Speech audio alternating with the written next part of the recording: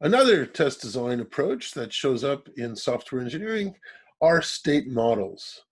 If you can represent all or some of the logic or behavior of your system with a state model, then the state model can be used to guide testing of it. And indeed, there's a whole part of testing that really relies on state models called model-driven testing, which is a test automation strategy. Now, I take a look here. What's a state? It's a tricky thing for people who study engineering or electrical engineering for years. They get very good at defining and creating state models and understand stateful systems. And it's a natural thing for electrical engineers. Quite frankly, I was trained in electrical engineering. I did, while I was an undergraduate, state models every day for 3 years. It was a lot of work, but I got burnt into my head, what's a state model?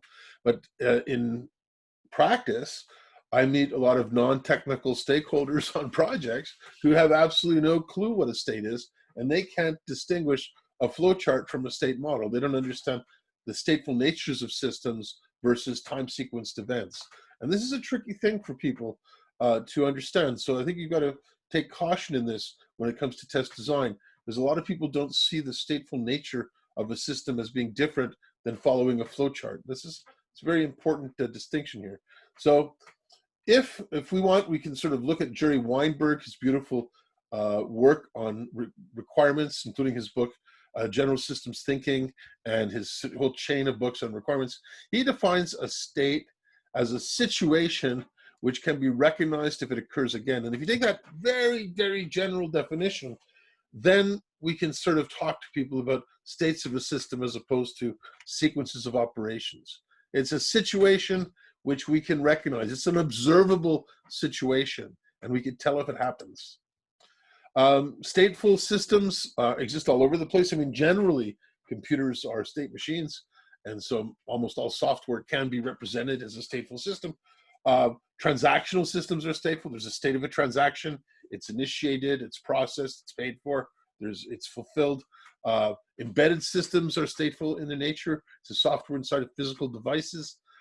Process models are stateful. Workflow models are stateful. And if you're building low-level user interfaces, those are also stateful systems.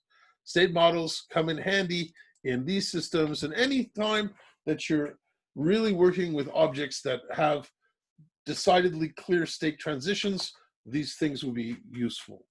Now, a state model is often drawn with a state transition diagram, which is actually a type of directed graph.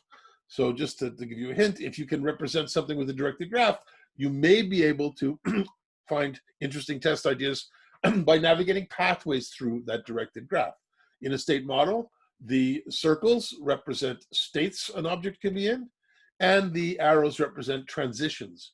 Very often, a transition will be written as an input / outcome. So you have with the transition a possibility of variable output and some sort of event that triggers the transition. So you're in state A, some event takes place, it triggers transition I, you get into state B. When you do that transition, there could be an input and an outcome. Something caused the state transition, and there is sometimes a variable outcome. When we're constructing state models, the steps are the same in pretty much every system. You first identify what are the states. Remember, there are things you can recognize if they happen again. Identify transitions between them. So from one state to another state, which can you go? And there's usually many states you can go from a state. And then once you have identified a transition between two states, the next thing to identify is what's the trigger, what causes the transition, or what should cause the transition, and what's the variable outcome. Once we've got a model like that, and we could, of course, try to make that model technically accurate. I like to create my own for testing purposes, but sometimes I can reuse state models that are created by programmers. It's just that what I try to do is make a model to challenge their model, so mine might be a little bit different. In either case, once I've got the states, the transitions, the triggers, and the outcomes, then I can start contriving tests by studying the model, and I can design tests to get to every state. I can design tests to exercise each transition. I could get tests to exercise different pathways through the state transition diagram. And I can also generate tests to try to trigger transitions that aren't supposed to be possible. And with state modeling tools for model-based testing, you can imagine then that you can create a program that drives your application to all of its different states. This is an interesting thing about state models, is that they have recurrent patterns.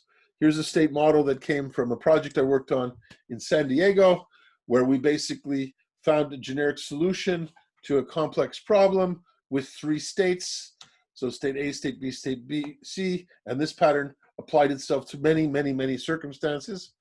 Another pattern that you might see, it's quite frequent, is a stack. Stacks show up all over the place in software engineering. Stacks can live in 3 states. They're empty, they're full, or they're somewhere in the middle, and the operations are pushing and popping. So it's empty, and you push something on it, it becomes loaded.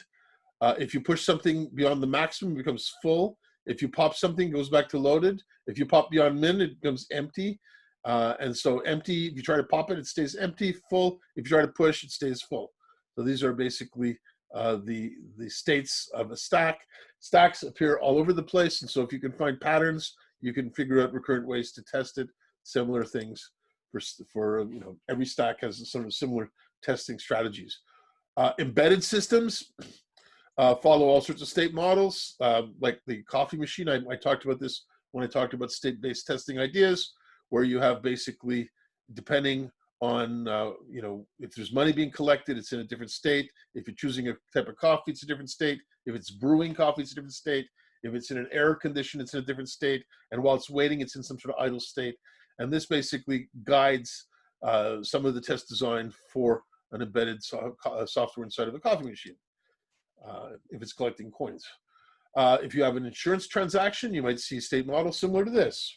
A pretty common pattern here. So if you have starting in a null state, the transaction starts.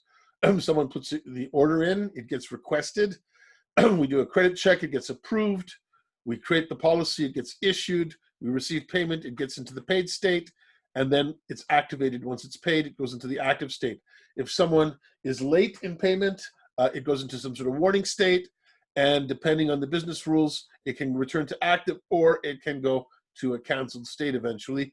And from any state, request approved, issued, or paid, the user is allowed to cancel it, and it can go into the canceled state.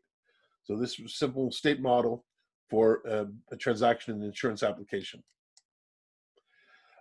Embedded devices like the chocolate wrapping machine have state models for them. You can look at it's in the idle state, it gets to an error, or it's busy wrapping, and once it's in the error state, it has a recovery time, and then it goes back to the idle state. This is like basically state models that you see a lot for embedded software systems. So the idea for state model testing is to try to identify a set of tests that can get to every state, that can exercise every transition, that can exercise pathways through the system, and can possibly trigger transitions that aren't supposed to be allowed to happen. So that's a little bit on state model testing. Thank you.